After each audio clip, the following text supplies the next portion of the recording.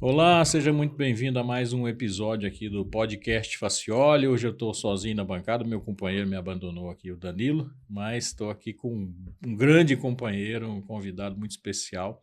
Espero que vocês gostem, que vocês curtam, né, esse nosso bate-papo aqui. Vocês vão conhecer um pedaço do Brasil aqui que vocês têm pouquíssima informação, poucas pessoas conhecem bem o Mato Grosso como ele. E curtam lá, deem lá seu like, seu dislike, mande seu comentário, nos acompanhe aí nas redes sociais e espero de novo que vocês gostem muito. Estou aqui com o Normando Corral. Muito obrigado, Normando, por você ter vindo, ter aceito meu convite. Veio de longe para bater um papo aqui com a gente, né? Eu que agradeço o convite. É isso. O Normando é engenheiro agrônomo, formado em Lavras, mas ele é paulista de Tupã. Depois ele conta como é que ele se aventurou para o Mato Grosso, né? E atualmente ele é presidente da Sovale, que é a Associação dos Produtores de Cana do Vale do Rio Paraguai. E, dentre outras muitas ocupações, ele foi presidente por 2 mandatos, né? Na FAMATO, que é a Federação da Agricultura do Mato Grosso. Normando, eu sempre peço aqui para os nossos convidados contar um pouquinho da história, né? Eu trouxe o Ari aqui, que você conhece muito bem. O Ari, Conheço. Aí eu esqueci de falar para ele que era 15 minutos só, ele contou, foi maravilhoso, mas ele contou 1h30 de história aqui. O Ari é bom de prosa, gente boa, gosto dele. Então conta pra gente aí um pouquinho de por que você se aventurou no Mato Grosso, como é que você se formou lá em agronomia, saiu lá de Tupã e foi lá para Tangará da Serra. Bom, agradeço novamente, é um prazer de estar aqui, agradeço muito o convite. Eu sou nascido numa cidade menor que Tupã, chamada Rinópolis, próxima a Tupã. Já passei por lá também. Já? Já. E eu sou caçula de 7 filhos, né? Uhum. E aí, quando a turma foi precisando estudar alguma coisa melhor, meu pai mudou para Tupã. Então, passei a maior parte da minha infância e juventude em Tupã. Uhum. E fui fazer agronomia em Lavras, né? Um pouco por influência, meu pai ele era vendedor de corretor de seguro de vida. Foi dessa forma que ele ganhou a vida. Tá. E aí passou a ser cafeicultor, comprou uma propriedade rural em Rinópolis e foi café, mas ele sempre se dedicou bastante, era muito apaixonado pela cafeicultura. Tá. E meu pai, ele sempre... não era um sonho, ele sempre olhava o Mato Grosso e achava que ali seria uma região muito próspera para desenvolvimento da agricultura. Isso aí lá na década de 60, né? Olha. Então, claro que isso aí influenciou a minha ida para lá, porque também me despertou essa vontade de ir para lá. Na verdade, para fazer uma confissão aqui, a cidade lá onde eu moro hoje é Tangará da Serra. E Tangará da Serra foi fundado por um pessoal de Tupã. Então, por causa disso, era uma sociedade, umas pessoas lá que chamava CITA, Sociedade Imobiliária de Tupã para a Agricultura. É mesmo? Eu não sabia disso. Foi assim. É? Então, aí foi colonizado por gente de lá, daquela região, de Tupã, de Rinópolis. E meu pai, como era muito animado com isso, ele comprou uma área de terra ali, comprou assim no mapa, assim, vê, 1963, por aí. Eu nasci no ano seguinte. Então, e eu 6 anos antes, eu nasci em 57. Tá bom, e em 1976, meu pai foi lá conhecer em 69, gostou daquilo. Em 1966 foi eu, ele e meu irmão, nós fomos de carro para lá. Eu tinha 16 anos. Nossa. 73 nós fomos, 1973. Eu tinha 16 anos. E aí o asfalto ia até Campo Grande. Sabe, pavimentado. Aí depois você tinha mais 700 e poucos quilômetros até Cuiabá, depois mais 300 até 230, 250, até Tangará, tudo de terra. Tudo de terra. Quando chegou em Campo Grande, eu achava que eu estava muito distante de casa já. Muito longe. Aí, quando chegou em Cuiabá, depois de 700 quilômetros de estrada de terra, né, eu levava um dia inteiro para viajar, às vezes não chegava ainda. Falei, mas isso aqui está o fim do mundo, né? Quando chegou, então, para Tangará, que estava no início, lá era uma vila, não era município, Falei, não, mais do que o fim do mundo, o mundo acho que acabou ali atrás. E foi isso aí, eu lembro de ter ido lá, a dificuldade que era, eu achei aquilo pavoroso, né? Experiência, né, de 16 anos de idade. E eu não entendia como é que teria transformado aquilo para ficar como no estado de São Paulo. E já era, já estava tudo mais ou menos pronto. Já tinha asfalto, né? Já tinha asfalto para todo lado. É. Mas aí depois eu acabei indo fazer... fiz o colégio todo, até o colegial em Tupã. Fui fazer cursinho em São Paulo, no Objetivo, depois tiro de guerra, primeiro semestre. E aí entrei em Lavras, Escola Superior de Agricultura de Lavras, hoje UFLA, Universidade Federal de Lavras. E aí já fui mais direcionado um pouquinho, porque aí Mato Grosso começou a me despertar. Até mesmo porque na década de 70 havia um incentivo do governo à época da colonização do Centro-Oeste. Então, tinha determinados projetos, integrar para não entregar, e foi isso aí que aconteceu, uma migração muito grande da região sul e sudeste para o estado do Mato Grosso. Muita dela impulsionada pela grande geada que teve em 1975, porque praticamente dizimou o cafezal no estado de São Paulo, no Paraná quase teve, então isso aí também fez com que fosse. E eu fui nessa leva lá para tentar me colocar no estado do Mato Grosso como agrônomo. Depois de formado já. Eu formei em dezembro de 81 e mudei para lá em janeiro de 82. Ui, passou só as festas aqui. Só dava isso. E vambora. Despedi da noiva do momento, despedi assim, né? Vou, mas volto. Já eu tô aí. já estou de volta. Vinha a cada 3, 4 meses ali para Tupã. Minha esposa é dentista, tinha formado em Bauru. Estava trabalhando em Tupã e aí em 84 casamos e fomos para lá de mudança. Para lá de mudança. Quantos anos de casado vocês têm? Casamos em 84. Casaram com a mesma esposa. Mesma, não muda. Era a namorada do tempo de faculdade, ela estava em Bauru, eu em Lavras, e em 84 casamos. Bacana. Então, 40 anos de casados. Coisa boa. Tem quantos filhos? Um filho. Um filho. Ele está até aqui comigo aí. Esses dias. Ele tem uma empresa de tecnologia e intermediação de crédito rural. E tinha umas atividades para fazer aqui. Eu falei, bom, porque nós vamos encontrar que eu vou estar aqui também. Ele fez em engenharia civil em São Carlos, mas trabalhou uns tempos na área, mas agora está em outra atividade. Bacana. E o Normandie, você foi para lá para fazer o quê? Plantar soja? Não. Ou não era vocação de soja lá em Tangará da Serra na época? O cara é recém-formado. Você sabe como é que é, né? Não tem muita noção do que vai fazer. Pelo menos eu não tinha, né? Eu sabia que eu tinha que ir para um lugar que nem Mato Grosso, eu achava aquilo lá, sabe? As influências, meu pai exercia influência, mas eu já estava prospectando o que fazer. E eu fui para lá porque tinha essa área de terra que estava começando a ser aberta, né? E eu fui para lá também para fazer isso aí, mas procurando emprego, como engenheiro agrônomo. Só que a agricultura, na época, no Mato Grosso, era incipiente ainda, na região de Tangará. Sabe? Era uma região que tinha começado com cafeicultura, mas que não tinha dado certo. Foi colonizada, era pequena e média propriedade. Teve bastante café, mas depois começou a declinar. Então, ela foi ocupada mais pela pecuária. E aí eu fui lá procurando emprego de agrônomo.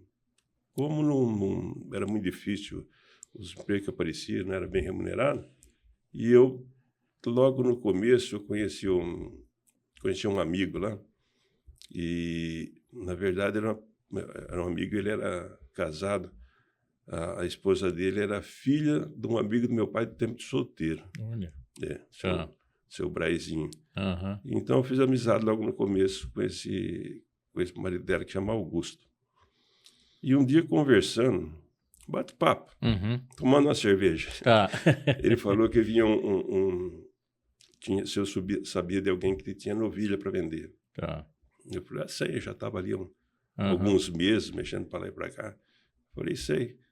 Aí ele falou, não, porque tem um amigo que vem comprar gado aqui para levar para Rondônia, para um grupo de dentistas do Rio de Janeiro. Estão abrindo uma fazenda em Rondônia.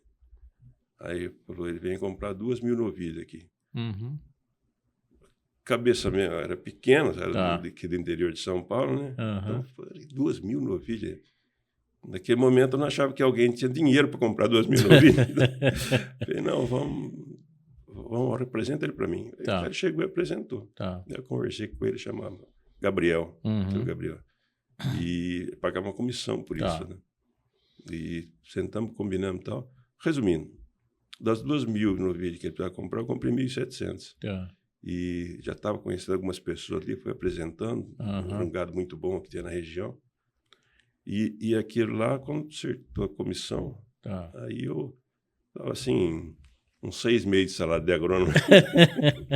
Abandonei a procura de emprego ali e fui nessa atividade.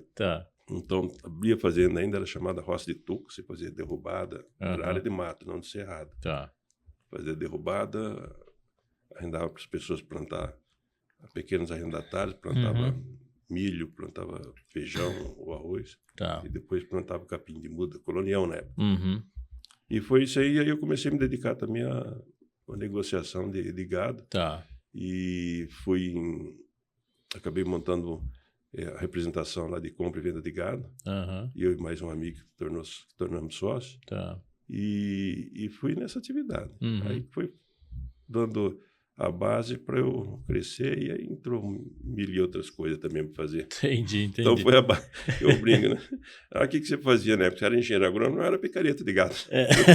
Comprar, vendia. Acabei representando um frigorífico, fazia compra de gado para um frigorífico chamado Friguara, frigorífico Araputanga. E foi meu começo. Depois ir fazendo atividade agropecuária. Até chegar à atividade de agricultura. E hoje você tem agricultura, tem grãos, cana? Não, cana-de-açúcar. Cana-de-açúcar. Eu já plantei grãos, aí teve uma oportunidade de aumentar a atividade na cana-de-açúcar, e aí eu fui para a cana-de-açúcar. Numa usina que você deve conhecer, chama usina Itamaraty, que era do Olacir de Moraes. Se me permite, eu abro um parênteses aqui para falar do Olacir de Moraes, que tem as pessoas às vezes não acompanharam. Ele tem uma importância enorme para o desenvolvimento da agricultura e pecuária do estado do Mato Grosso, como um todo. Mas principalmente naquela região nossa. Porque ele tem investimentos grandes lá, ele fez essa usina, que é uma grande usina, mais 6 milhões de toneladas, que o Ari é presidente do conselho hoje dela. Foi quem fez essa ferrovia que existe hoje, trazendo a grande produção de grãos, parte dela, para o Porto de Santos. Ele começou isso aí, chamava Ferro Norte na época. Levou o asfalto até lá, as empresas dele que fizeram. Levou energia elétrica, ele fez algumas hidrelétricas lá, porque quando cheguei lá, primeiro a energia era só motor, né? E depois vinha de Cachoeira Dourada do Pará, de Goiás. Mas era uma linha só, então era comum acabar a energia, dar um problema na linha. Então ele trouxe muito desenvolvimento. E além disso, a pesquisa em grãos e algodão na Itanorte, uma fazenda que ele tinha. Então foi fundamental. E aí apareceu a oportunidade de ser fornecedor de cana. Aí eu fui, não que eu deixei a atividade pecuária, né? Mas tinha feito alguns negócios ali e entrei na produção de cana. Bacana. E hoje você é presidente da Assovale, né? Que é a Associação aí dos nós constituímos Produtores. essa associação em 2002. Porque quando começou... Muitos anos depois já estava cheio de paranaense gaúcho lá em Tangará da Serra. Já estava entrando bastante. A agricultura já estava se instalando. No Cerrado, principalmente. Tangará da Serra ficou muito com pecuária durante bastante tempo, depois que acabou a fase da cafeicultura. Mas o pessoal do Sul, eles foram mais para o Cerrado. Coisa que o pessoal de São Paulo e Minas achava que não valia nada. A gente ia atrás de terra de cultura, né? Terra de mata, fertilidade natural. E com maior dificuldade para abrir, óbvio. E eles não, eles já tinham o costume de produzir nos campos.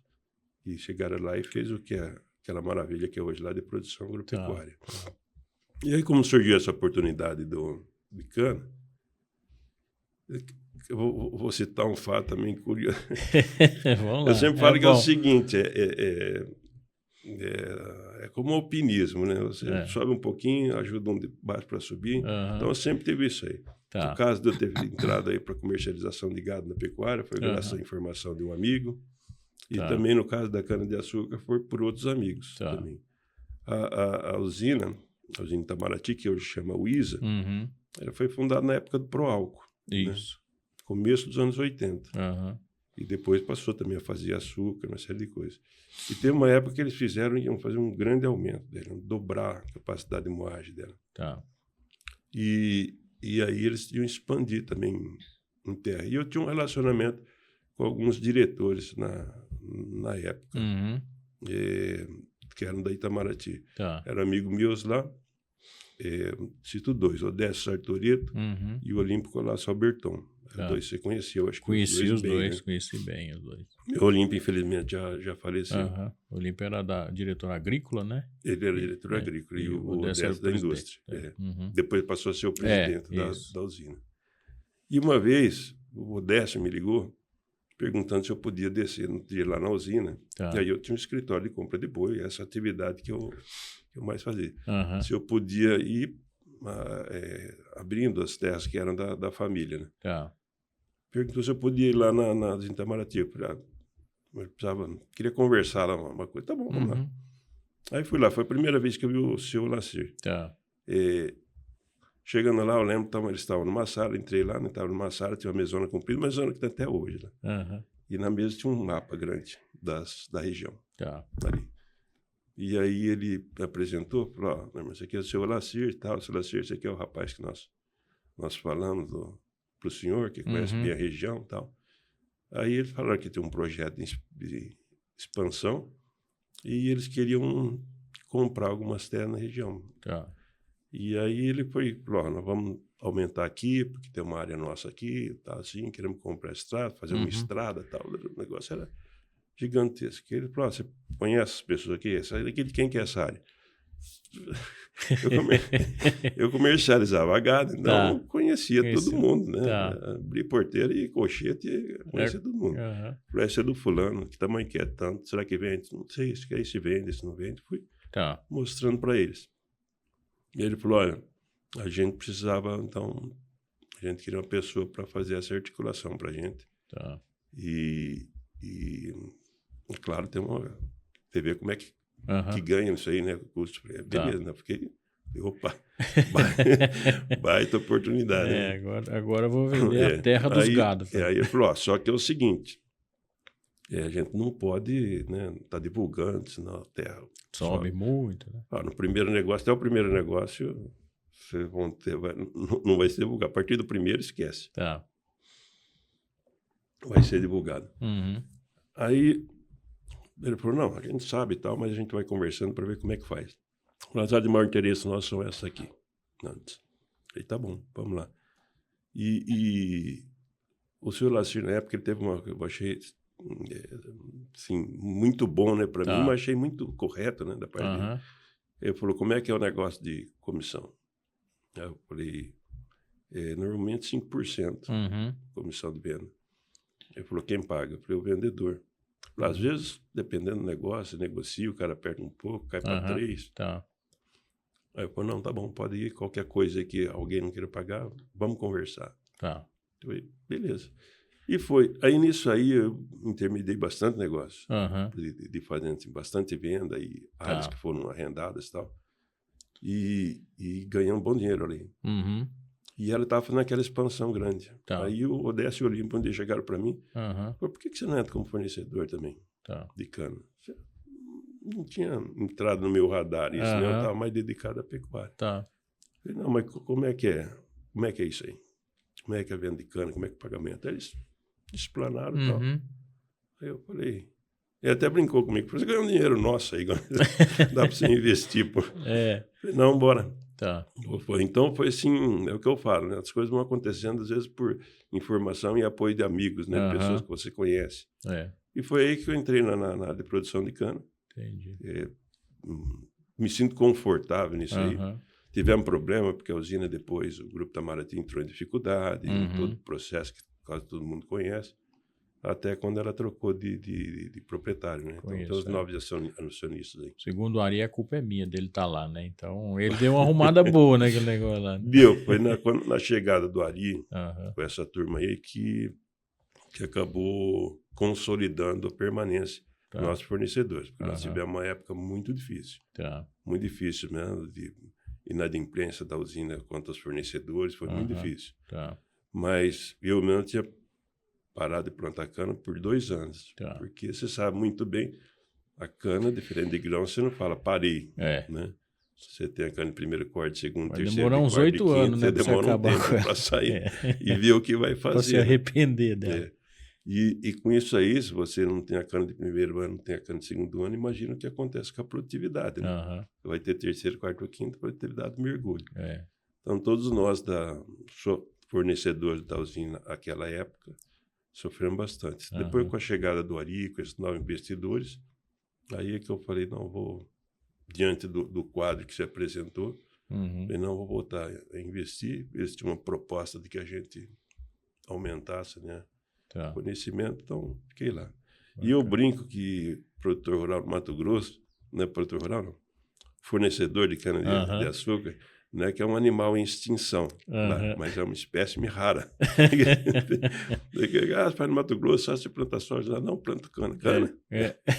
Porque tem, ao todo no Mato Grosso, então uns 270 mil hectares de cana no estado. E tem 12 milhões de hectares de soja, né? 6 milhões de hectares de milho. Então, é um nada lá, não é que nem Ribeirão Preto. Ô, Normando, assim, só para fazer um parênteses aqui em relação à culpa do Ari, não é só minha, não, porque o Maurílio Biagi, que você conhece bem, Sim, né? sim. O Maurílio me chamou e falou, a Ana Cláudia, né? Ana Cláudia, filha do Olacir de Moraes, tá precisando de uma pessoa lá para tocar na usina lá, né? Porque ela tava terceirizada a gestão, né? E ela quis voltar com a gestão própria lá. E aí eu falei, tá bom, vamos ajudar. E, enfim, eu faço o hunting. Aí ele queria uma pessoa da área industrial para tocar. Eu falei, você precisa de um cara do dinheiro lá para tocar. Aquele negócio, o problema dele não é indústria, né? É um dos problemas da indústria, mas precisa de alguém que faça a gestão das contas todas lá, da dívida, etc. Né? E aí foi que a gente entrou em consenso, né? O Maurílio conhecia muito bem o Ari também, né? Em consenso para levar o Ari para lá, e o Ari acabou aceitando o desafio, né? E fez muito bem, está fazendo muito bem, né? Tem um conselho também muito bem formado, né? Mas o que eu queria falar com você, toda vez que eu falo do Mato Grosso, eu falo, eu tenho cliente no Mato Grosso, aí as pessoas falam, é longe, né? Eu falo, depende. Se for daqui, é longe mesmo. Depende do ponto de referência. Ou alguns falam, não, lá só tem mato e grosso ainda, né? Ou fala, lá todo mundo é latifundiário, né? No mínimo tem 50 mil hectares de terra lá, né? E como você foi presidente da FAMATO, né? E obviamente conhece muito bem lá o Mato Grosso, ou pelo menos conhece o Mato Grosso como um todo, obviamente muito bem a região que você está instalado lá, né? Conta pra gente aí, o que é o Mato Grosso, né? Vou falar. Se eu me desviar, você volta, mas eu preciso falar aqui sobre uma pessoa que você citou, que é o Dr. Maurílio Biagi. Eu tenho uma gratidão com ele por um ato que ele fez, sim, para mim, simbólico, né? Mas que representou muito. Quando a gente estava já sentindo essa dificuldade, que a Itamaraty não estava indo bem, então um grupo, nós constituímos uma empresa chamada Ciaterra, Companhia de Investimentos Agrícolas Tangará da Serra, para que fizesse 2 usinas. Isso aí foi no começo do governo Lula, que estava incentivando muito as usinas de açúcar, que ele queria encharcar o mundo com etanol, tal, aquela coisa toda. Depois descobriu o pré-sal, deixou essa brincadeira de lado e foi para outra. Mas nessa época nós juntamos um grupo lá para botar 2 usinas na região do Tangará. A gente tinha bastante fornecedores de cana na usina Itamaraty, mas a gente estava vendo dificuldade. E aí uma das pessoas que eu fiz contato foi o Dr. Maurílio. Estamos aqui conversando e ele foi lá, gostou do projeto, incentivou, buscando investidores que pudessem fazer isso aí. E foi... aí fui lá com ele nessa visita. Você esteve lá. Eu acho que eu apresentei vocês aqui, né? Que você me contou essa história lá e depois eu fiz essa visita lá. Uma das visitas com ele lá, a primeira, né? Isso. E aí apareceu vários investidores e tal. E não foi dando certo. E um dia ele apresentou um investidor que era um grupo Farias, que era do Nordeste, acho que não lembro se era Alagoas, não lembro qual estado. Né? Uhum. E aí ele tinha, esses Farias, eles tinham comprado ou arrendado uma usina no Acre. Isso. Uma usina que existia lá, no Acre. E então eles queriam passar lá para conversar, para ver, e queriam conversar com o governador. À época era o Blairo Maggi, governador. E aí eu consegui uma audiência com o Blairo, né? Combinado. Farias estava no Acre, aí ia voltar para o Nordeste, pararia lá, a gente ia nessa audiência. Conversei, marquei com o Dr. Maurílio também, e ele falou que não poderia vir, mas que Faria estava lá. Tá bom. E era uma reunião às 9 da manhã, a audiência com o Blairo, governador, às 9 da manhã. Tá. E o Blairo, ele é numa pontualidade britânica. Ele é muito pontual. Tem isso mesmo, que é muito bom, né? Tá. Aí estava marcado, estava no dia anterior, à tarde, me ligou um assessor lá do Farias falando que se podia mudar a audiência para depois do almoço, né? Aí eu falei, cara, não dá, essa audiência com o governador, rapaz, mas qual o problema? Vocês não estão no Acre? Mas é que o fuso horário daqui é bem diferente, então a gente teria que decolar daqui de madrugada e ele não voa à noite. Tá. Era coisa dele, avião dele, tudo não voa à noite. Falei, cara, mas não dá, não tem como mudar. Não, segura lá, a gente chega às vezes um pouco mais tarde. Falei, não tem segura lá. Então, o governador do estado, ele é muito pontual nos seus compromissos. E, portanto, ele deve ter outros, né? Então, ele é governador. E aí eu fiquei preocupado, falei, mas que coisa? Aí peguei e liguei para o Dr. Maurílio. E ele estava aqui em São Paulo, capital. Tá. Aí contei a história para ele. Que barbaridade, que é isso, não sei o quê. Eu falei, olha, não tem como, eu vou cancelar a audiência, não tem como fazer, não tem para depois, né? Tá. Aí ele falou, aguarda um pouco aí que eu te retorno. Tá bom. Aí passou um tempo, ele retornou. Eu não estou indo num voo, chega aí, não lembro se era 7, 8 horas da noite do dia anterior, e nós vamos lá amanhã. Eu vou com você lá amanhã. Aí esperei ele no aeroporto, né? Aí chegou o Dr. Marinho, terno gravado, do jeito que ele saiu de uma reunião em São Paulo, ele estava acho que na Fiesp, entendeu? E eu vi lá, aquilo lá me impressionou, me impactou, né? Porque eu fiquei muito agradecido, porque estava ali arrumando a coisa e o cara ia mancar com o governador. Te livrou, foi lá, no outro dia ele chegou daquele jeito, chegou lá, no outro dia pegou um avião de carreira, né, avião dele, foi lá. Então, eu sempre fui muito grato com ele, sempre faço, a oportunidade que tenho, eu elogio essa ação dele, que mostra o empenho. Ele é muito gentil. Foi lá no outro dia, então, gosto muito dele. Bom, voltando ao que você falou do Mato Grosso, desculpa essa interrupção. Não, que isso. É história boa. O seguinte, olha, realmente há uma... As pessoas olham o Mato Grosso e que vê assim o que aparece, propaganda, Mato Grosso e tal, e eles têm um conceito um pouco equivocado do Mato Grosso.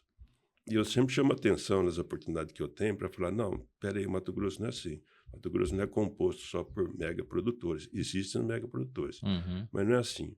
Mas para dar uma noção do que aconteceu no Mato Grosso, por que o Mato Grosso é desse jeito, então... Eu lembro dele o seguinte, olha que o Mato Grosso já foi separado, Mato Grosso do Sul e Mato Grosso. Se você somar a extensão territorial do Rio Grande do Sul, Santa Catarina, Paraná, São Paulo, aí vamos pegar dois pequenos para fechar a conta, Rio de Janeiro e Espírito Santo, a soma do território desses 6 estados dá o território do Mato Grosso. Dá uns 20 mil hectares de diferença só. Aí a primeira grande diferença, nesses 6 estados mora 100 milhões de pessoas. E no estado do Mato Grosso mora 3 milhões e meio de pessoas.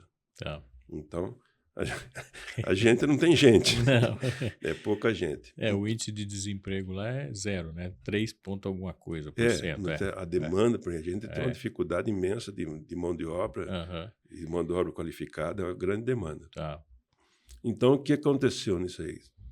A primeira forma de colonização. Então, se você tem pouca gente, obviamente, as terras disponíveis vão estar no maior número. Mas as pessoas pensam que lá só tem grande produtor. Não tem. Então, Na FAMATO, me deu a oportunidade de conhecer bem melhor o estado do Mato Grosso. Tá. E nós temos um ente federado, que chama IMEA, Instituto Mato Grossense de Economia Agropecuária. Uhum. É da federação, Tá. certo?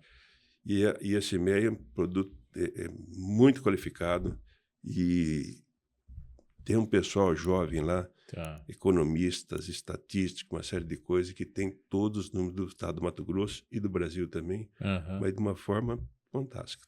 O poder público vem ali, eles cedem os números, Aham. números do poder público a gente pega, mas trabalha os números e eles vêm ali até mesmo para programar alguma ação Tá. de política pública. Uhum.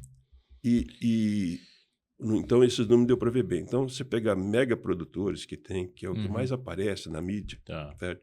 Aquelas 30 colhedeiras, É. colhendo as plantadeiras atrás e tal. Uhum. Na verdade, nós temos 7 grupos que plantam mais de 100 mil hectares. Tá. 7 grupos, no Mato Grosso. 7. Então, eles são mega produtores, Tá. não tem dúvida. Que planta mais de 10 mil hectares não chega a 80. Olha. É. A grande parte, mais de 80%, Aham. planta de 3 mil hectares para menos. Tá. Tá? Aham. Aí, 3 mil hectares é grande. Não. No Mato Grosso, não. É um médio produtor. É. Agora, se ele plantar 3 mil hectares em Santa São- Catarina, São Paulo.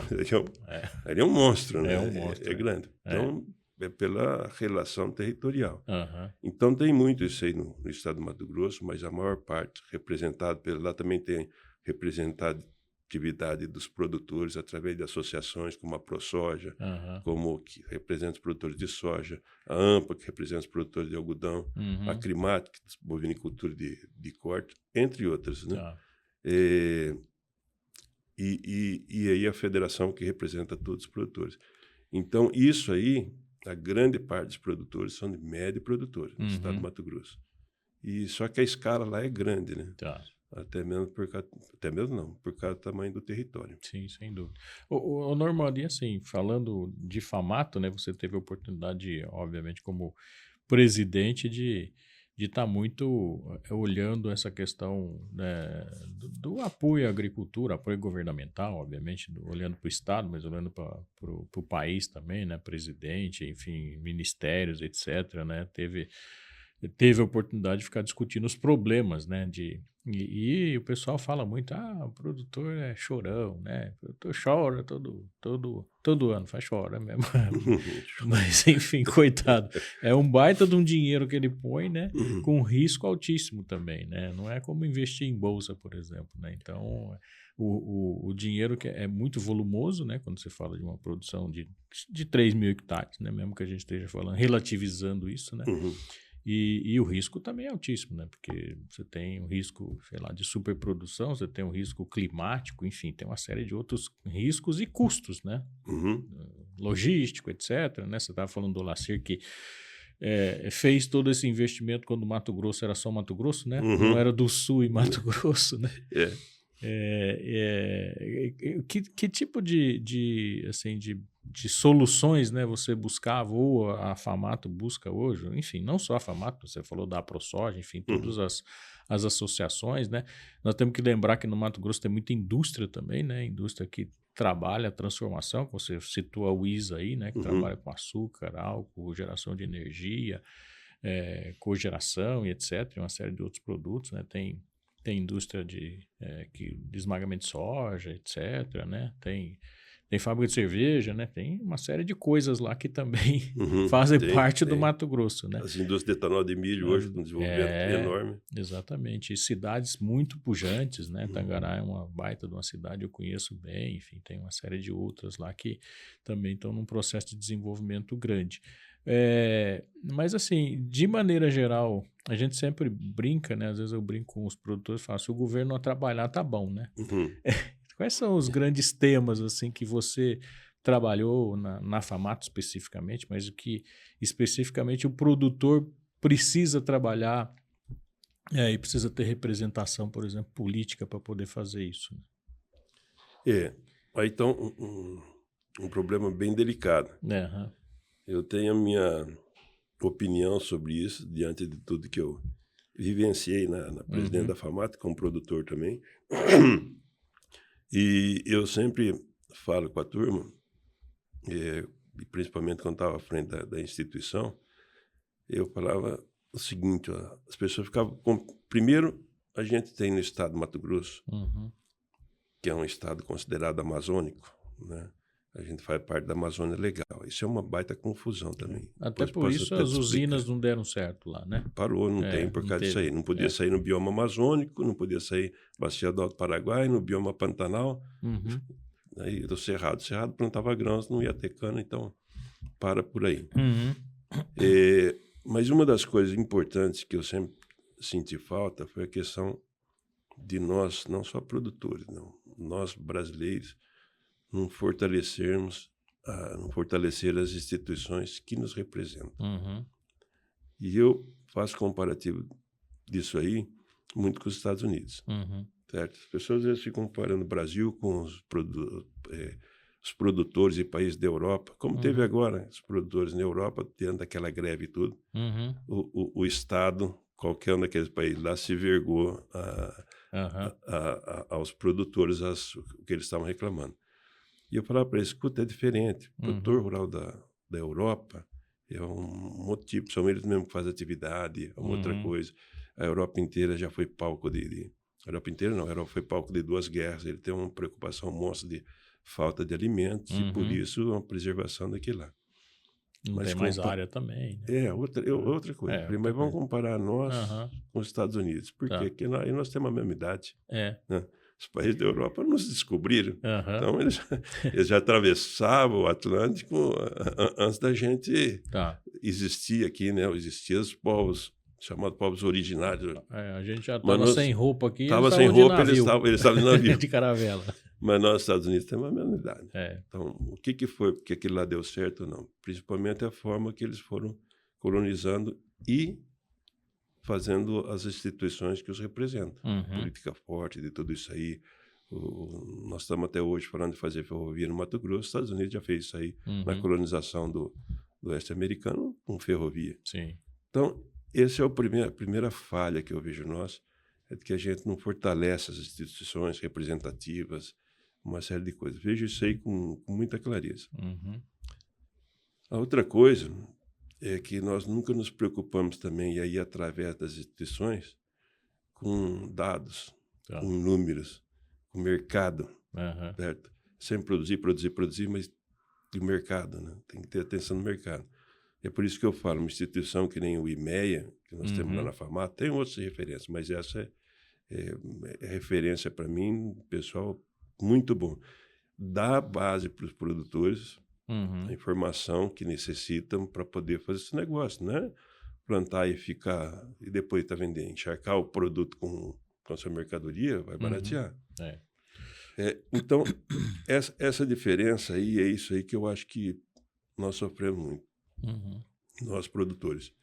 A outra coisa também, por tudo que já os produtores passaram, mas ultimamente começou a ter um comportamento que, olha só, eu, como representante dos produtores da federação, eu contrariava o comportamento de alguns que faliam. Tipo assim, se você tomou o café da manhã hoje, agradeça um produtor. Por quê? Agradecer o dentista, o médico, o motorista do caminhão que levou aquele, toda a cadeia, né? Todas as profissões são importantes. Não importa se está ligado àquilo ou não, mas faz com que aquela outra exista. Né? Então começou um comportamento de determinadas instituições, principalmente lá no Mato Grosso, que nós fomos para lá, que nós representamos aqui não sei quantos % do PIB, porque nós isso, não sei o que lá. Aí eu falei, mas escuta, estão cobrando reconhecimento e gratidão de quem nunca pediu para que a gente fizesse o que nós fazemos. Como esse, né? Entendeu? Eu não fui para o Mato Grosso, nós falamos aí no começo, minha ida para o Mato Grosso. Eu fui por opção própria, porque eu achei que essa é a minha forma de ganhar a vida. Eu não tenho que cobrar nada de ninguém, o que eu tenha de dificuldade de ter passado, nada disso tem que ser cobrado. Foi por opção. Então, essa é a primeira coisa que fica estigmatizando o produtor. Porque nós sofremos. Nós lutamos contra intempéries. Sim, é da atividade. Caso você não queira sofrer isso, aí procure uma outra coisa para fazer. Uhum. Mas por que fazemos isso aí? Vocação, acredito eu.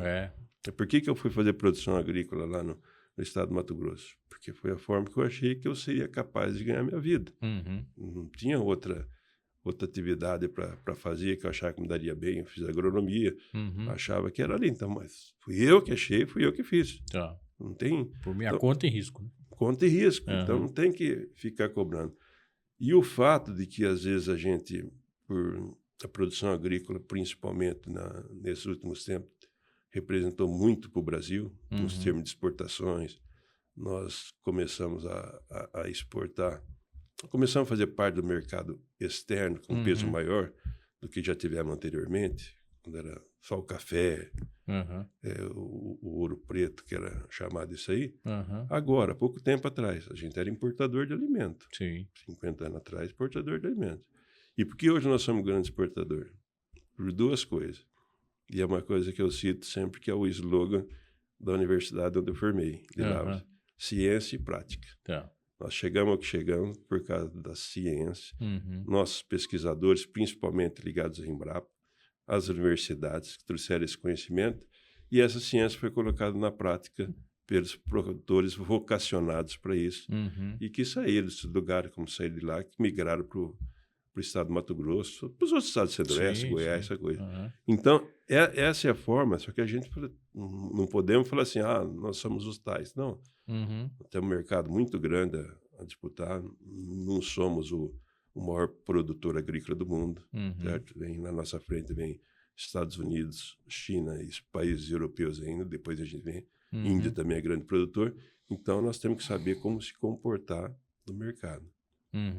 Ultimamente, que nós tivemos o preço das commodities atingindo níveis que nunca tinham chegado, foi principalmente por causa de uma necessidade, especialmente da China, certo? De compra de alimentos para necessitar bilhões de pessoas, né? Sim. Então, eu brinco com a turma e falo assim, nós temos que agradecer, na verdade, o que tem acontecido nos últimos tempos, a um chinesinho chamado Deng Xiaoping, que lá atrás, depois dele sucedeu o mal, ele falou assim, olha, o regime aqui é comunista, mas na economia é capitalista. Tá. E teve esse desenvolvimento. Aí eles tiveram uma enorme força de demanda no mercado, que fez com que a gente vendesse soja nesses preços, o boi também que vai para a China. Então a gente precisa ter nessa fase de mercado. Não basta só produzir. Produzir e vender bem para você ter as condições de crescer. Bacana. Ô Normando, e falando ainda dessas questões lá de logísticas, né, do Mato Grosso, né, a gente tem, eu não sei nem como é que tá isso, né, tem uma ferrovia lá que está embargada por causa de passar em reserva indígena. Ela não passa nem na reserva, passa ao lado. Então, eu não sei nem se isso foi liberado ainda, não sei se está travado. Ainda não, está travado. Então, essas questões aí, de fato, acabam não ajudando, né, de uma maneira geral. Óbvio que o Mato Grosso evoluiu muito, tem estradas boas agora, ainda tem os problemas que tem lá, né, que a gente vai para Sinop lá, por exemplo, que é... É 163, um eixo de maior desenvolvimento do estado. E a ferrovia está justamente saindo de lá, né, passando por lá pelo menos. Mas outras, e eu conheço outros produtores lá também, então tem muita iniciativa lá própria, né, do produtor fazer a própria estrada, né, fazer a construção, ajudar o estado nesse sentido, além de ser um estado, como é pequeno, né, tem uma população pequena, também é um estado teoricamente relativamente fácil de fazer gestão, né? Então, quando você falou do Blairo, por exemplo, acabou sendo estigmatizado, mas era uma pessoa excelente governador. E que conhece, né, de fato profundamente os problemas de lá, e de maneira geral isso tem ajudado, né? Então, essa questão de desenvolvimento logístico, como é que você vê? Qual a solução para isso, né? Como é que você olha para isso? E você enxerga, de fato, uma solução, né? Isso a curto, sei lá, médio prazo? Elas já vem acontecendo. Uma morosidade que não é a desejada, né? E também não satisfaz a demanda do que aconteceu. Mas um dos problemas no Mato Grosso é por causa da sua extensão territorial e pouca gente. Então, para você levar uma estrada, às vezes você anda 150 quilômetros e não passou por ninguém. sabe? Não tem nenhuma cidade entre 150 e 200. Nem para um cara ganhar dinheiro com posto de Nada, combustível. nem nada. Então, isso aí, claro que encarece. Tá. Quanto mais quilômetros você tem de rodovia, ou até mesmo para uma rede de energia elétrica para atender poucas pessoas, tem um custo maior. Um condomínio é mais caro. É verdade. Então, mas isso aí, ó, então, durante muito tempo, cresceu essa produção agrícola no estado do Mato Grosso. E já vendo isso aí, foi quando eu falei para o senhor, o Lacílio Moraes já começou a fazer aquela estrada, a ferrovia que existe hoje, na época chamava Ferronorte, e ela era para trazer os produtos tudo para o Porto Santos. Então, a produção agrícola que tinha no estado do Mato Grosso, antes de vir pela ferrovia, via toda ela por caminhão, toda ela em cima de caminhão, para os portos de Santos e Paranaguá, certo? Então, tinha congestionamento de caminhão, quando descia toda aquela safra, acumulava tudo ali, era uma loucura. Com a ferrovia, isso aí diminuiu, acabou indo por bastante, hoje é transportado, não sei o número de quanto, mas é transportado pela ferrovia, que vem até o Porto de Santos. Diminuiu muito o trânsito de caminhões. E aí também aconteceu os portos do Arco Norte.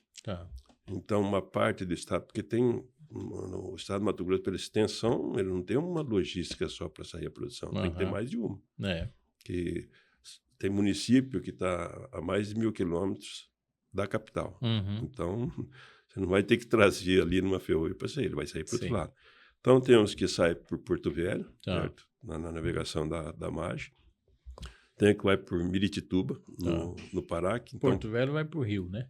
Vai, em Porto Velho, chega lá, Barcaça, desce o Rio Madeira e vai.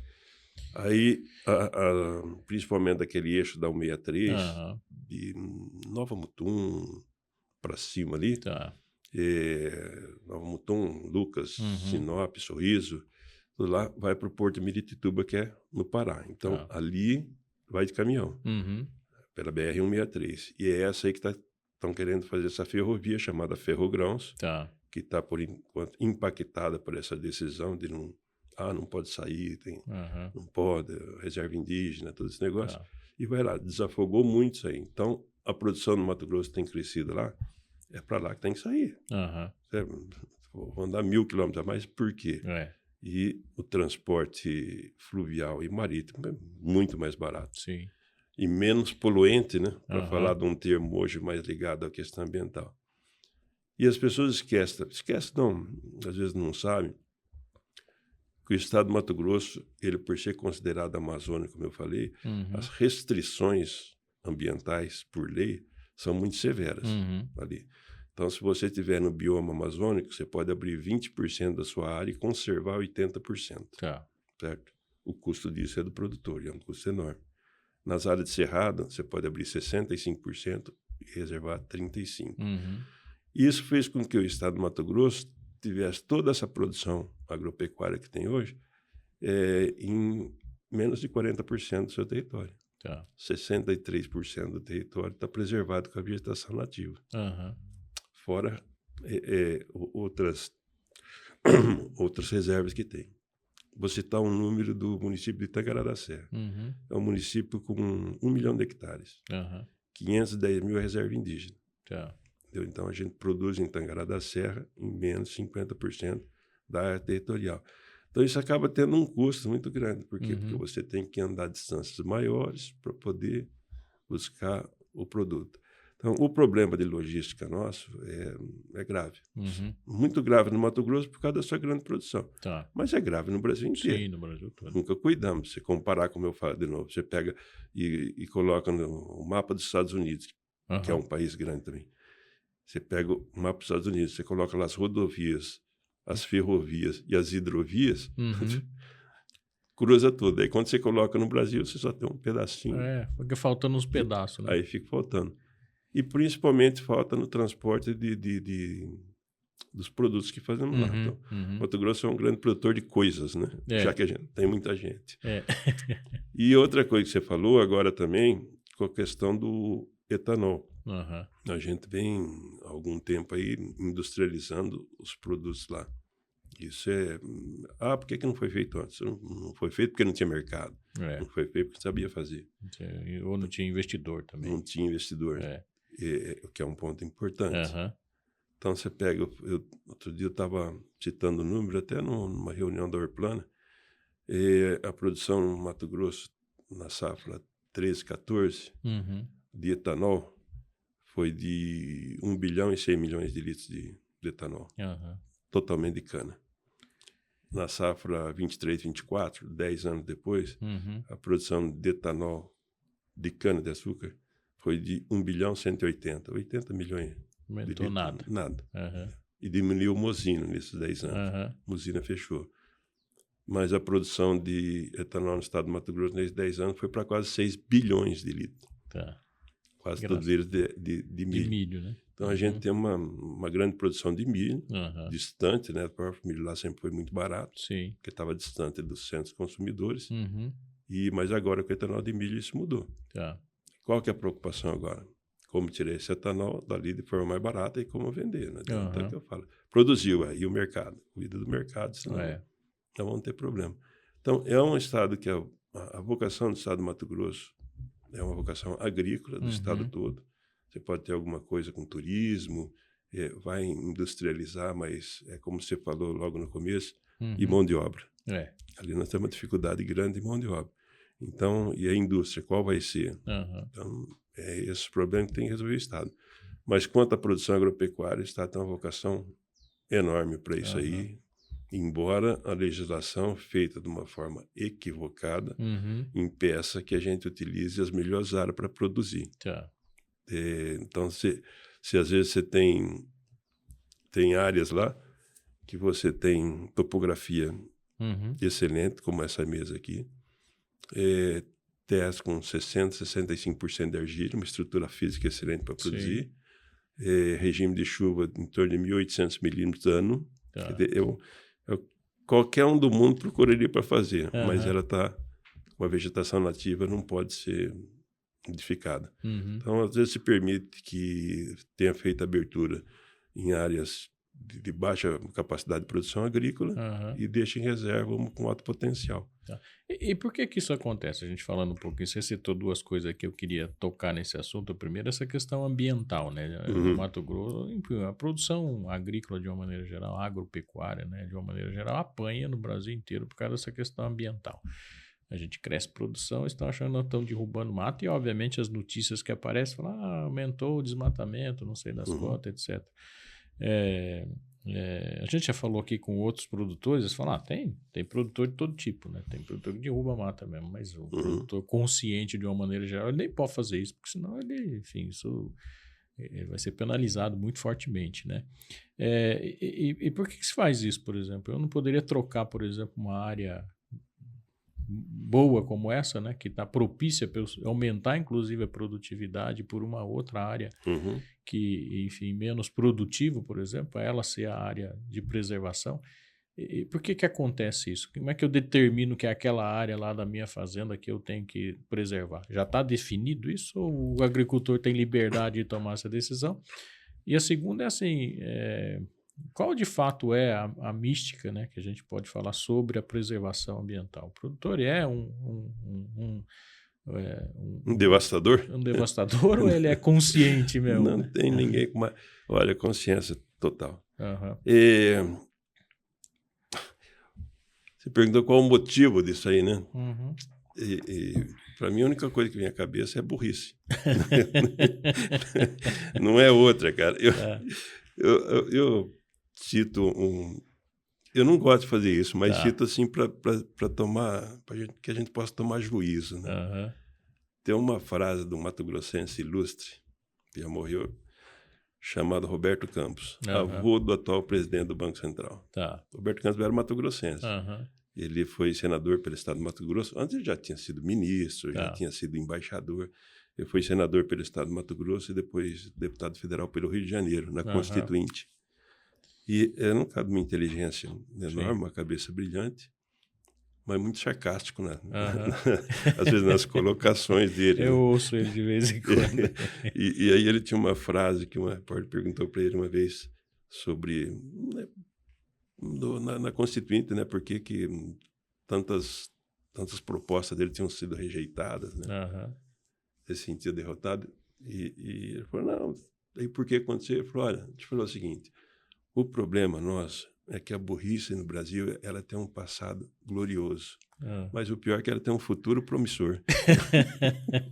Então, é bem isso. Então, quando você vai... Eu sou engenheiro agrônomo por formação, entendeu? Então, uma das coisas que a gente tem que ver é a produção com ciência e prática. Sim. A preservação faz parte disso aí. Principalmente das matas ciliares. Tá. A gente tem que preservar bastante água. Agora, tem determinadas coisas que foram feitas que não levam em consideração a capacidade produtiva de cada área. Tá. Então, não adianta você permitir que você abra 20% de uma casa de baixa produtividade, né? Não tem potencial de produção agrícola, e permita que se abra 65%, 80%, como aconteceu em outros estados, em outras regiões do país. Tá. Não tem sentido. Se eu puder abrir uma área com maior potencial agrícola, obviamente eu vou ter uma produção maior em menor área. Tá. Isso é conta, é tabuada, né? Não tem muita coisa para fazer. Conta a ciência. Mas, assim, aí o que acontece? Então, na questão ambiental hoje, então, a legislação foi feita, na minha opinião, sem nenhum conceito científico. Tá. Nada. Ciência ficou de lado. E a questão ambiental hoje, ela é tratada e está na agenda mundial, né? A questão ambiental está na agenda mundial. Ela é tratada, parte dela, eu não consigo dimensionar o quanto, né? Até mesmo não tem como. Parte dela é baseada em muita ignorância. Ela tem conhecimento técnico disso aí. É por achismo, né? Ideologia, talvez? Não? Ideologia também. Tá. Parte dela, que eu falo, é por ideologia, por interesses próprios de alguma coisa. Tá. E parte dela por má fé. Tá. Tá? Vamos colocar esse impedimento aqui para que aconteça. Uns ganham dinheiro com isso, os países de fora também. Eles produzem nas áreas deles, tudo que é de bom eles utilizam. Seja na Europa, seja nos Estados Unidos, utilizam tudo sem restrição nenhuma. Nos estados grandes produtores lá do meio oeste americano, utilizam 90% do território dele apto à agricultura. Não tem.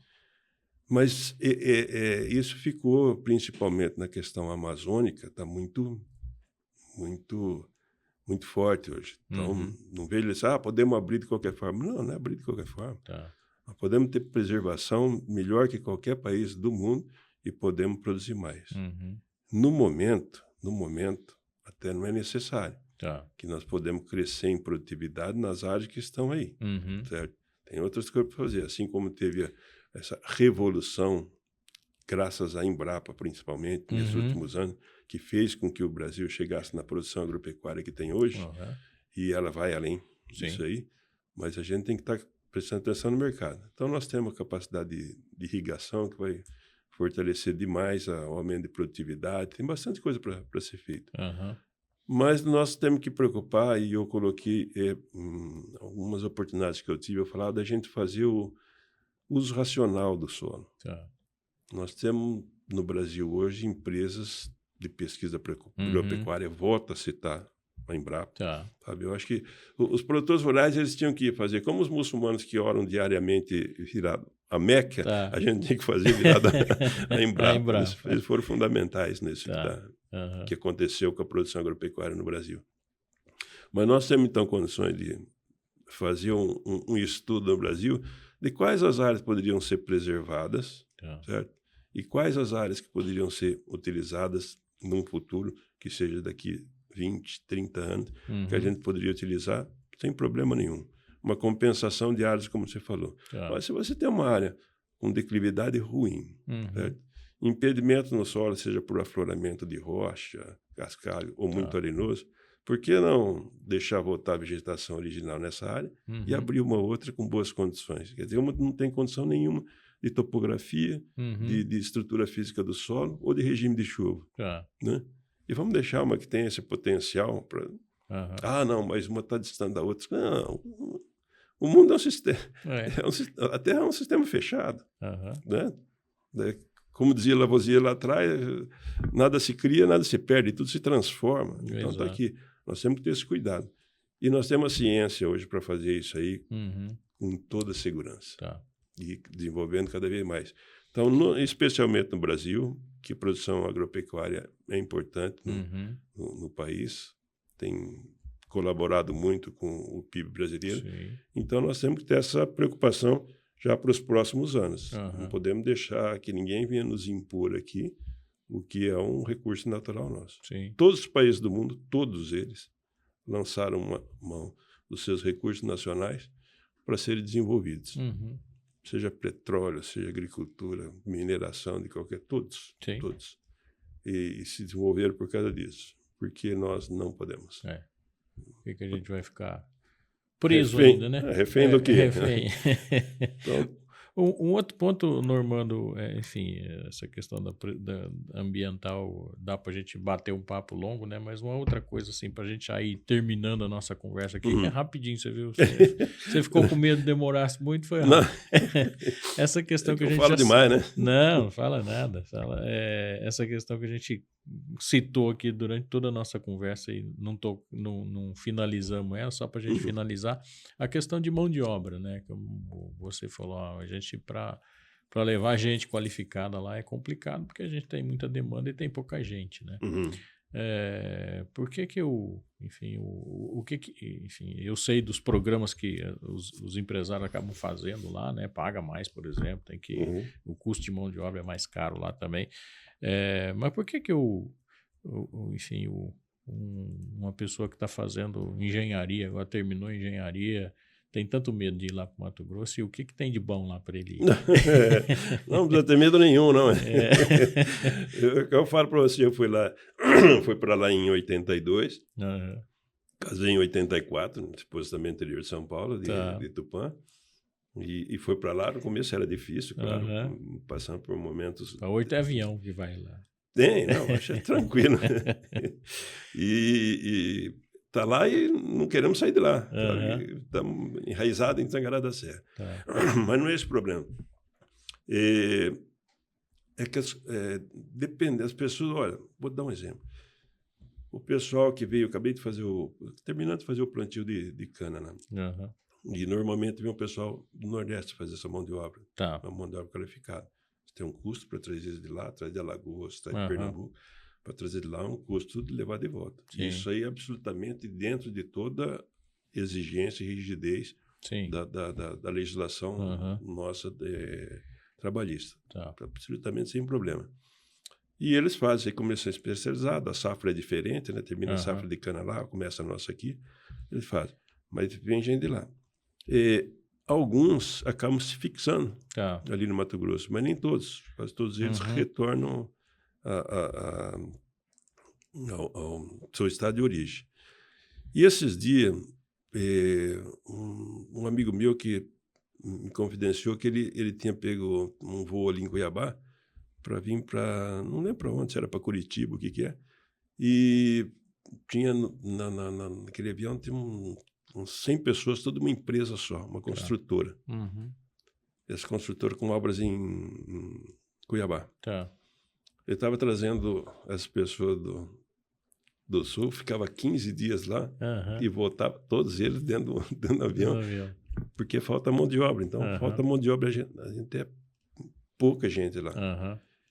Falta mão de obra para tudo, e não é só engenheiro agrônomo. Olha, eu vou falar o seguinte, o Senar, Serviço Nacional de Aprendizagem Rural, que também é um ente federado, certo? O presidente da federação preside também o conselho do Senar, e o Senar ele faz qualificação profissional rural. Mais do tempo dos trabalhadores do Senar é na qualificação, através de seus instrutores. Então, a gente fica correndo muito atrás de qualificar, principalmente hoje na operação de máquinas agrícolas.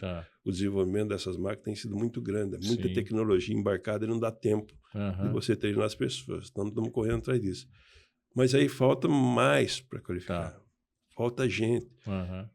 Por exemplo, você citou agrônomo. Tem bastante agrônomo no estado do Mato Grosso. Quer dizer, é praticamente uma praga. Né? Mas falta muito técnico agrícola. Também, então, é mesmo que você tem uma parte que vai fazer ali, levar o conhecimento do agrônomo, às vezes levar a prática. Esse muito é feito pelo técnico agrícola. Nós fizemos uma parceria com a Escola Técnica Agrícola de Nova Mutum, do Senar, nisso aí, para que a gente consiga cada vez mais prover. Mas precisa de gente para lá. Precisa de mecânico, precisa de tudo. Precisa de tudo, é uma deficiência total. Tá. Esses dias, até só complementando um pouquinho, tem um problema muito grave. Eu conversei até com o presidente da federação lá de Roraima, Tá. dos venezuelanos que têm ido para lá e procurando emprego. Tá. E eu acho que essa era uma forma, nós lá no estado do Mato Grosso temos que ver isso aí, a contratação, porque vem gente capacitada de lá e poderia fazer um trabalho, porque estão vindo para o Brasil por causa das questões da Venezuela. Se não tem gente do Brasil que vai fazer essa migração, aí... Traz de... O mundo é global, né? Bom, é global. Traz para cá. Normando, para quem quiser conversar mais com você, sem bater o papo, investir lá no Mato Grosso, conhecer o Mato Grosso, bora. Né? Como é que te acha? Onde é que você está aí? Olha, eu moro em Tangará da Serra, certo? Não é difícil de me achar. Tá. Meu telefone, se quiser, se puder, eu dou aqui no ar mesmo. Não sei se você deveria se arriscar, mas você não tem redes sociais, e-mail, Tenho, etc. rede social, LinkedIn. Então, Nas outras Normando redes... Corral, que te acha? Acha. Normando acha. Normando mas não é um nome e-mail... tão comum e Corral também não. Sobrenome. Mas meu e-mail, então, é assim, N de Normando, C de Corral, tá. nc.normando@gmail.com. Tá bom. Mas é fácil de me achar. Tá bom. Também pode procurar a gente, que a gente manda o endereço do... Sem problema. Vou tomar um café lá com ele. E a rede social minha é LinkedIn. As outras eu não... Não usa.